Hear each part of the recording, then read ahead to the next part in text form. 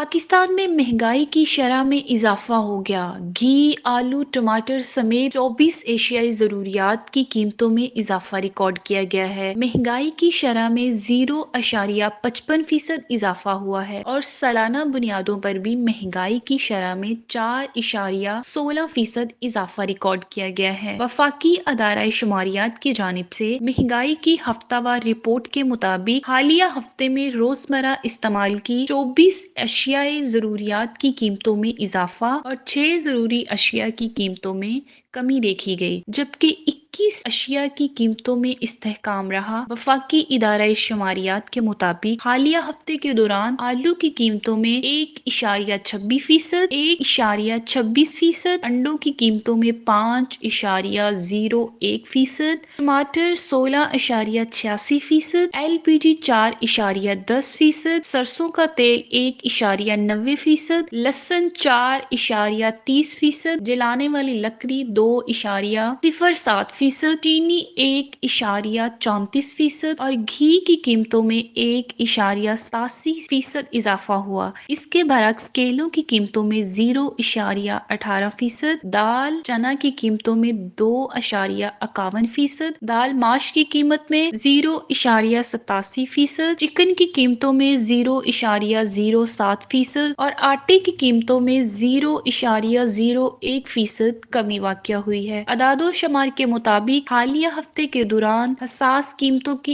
इशारिया के लिहाज से सालाना बुनियादों पर 17,732 रुपए माहाना तक आमदनी रखने वाले तबके के लिए महंगाई की शरह 0.83% इजाफे के साथ 0.33%, महंगाई की शरह 0.83% इजाफे के साथ 0.33% हो गई। 17,733 रुपए से 22,888 रुपए माहाना तक आमदनी रखने वाले तबके के लिए महंगाई की शरह 0.74% इजाफे के साथ 2.47% और 22,879 रुपए से 29,517 रुपए माहाना तक आमदनी रखने वाले तबके के लिए महंगाई की शरह 0.62% इजाफे के साथ 4.07% हो गई। 29,518 रुपए से 44,175 रुपए माहाना तक आमदनी रखने वाले तबके के लिए महंगाई की शरह 0.59% के साथ 4.19% रही, जबकि 44,176 रुपए माहाना से जायद आमदनी रखने वाले तबके के लिए महंगाई की शरह 0.44%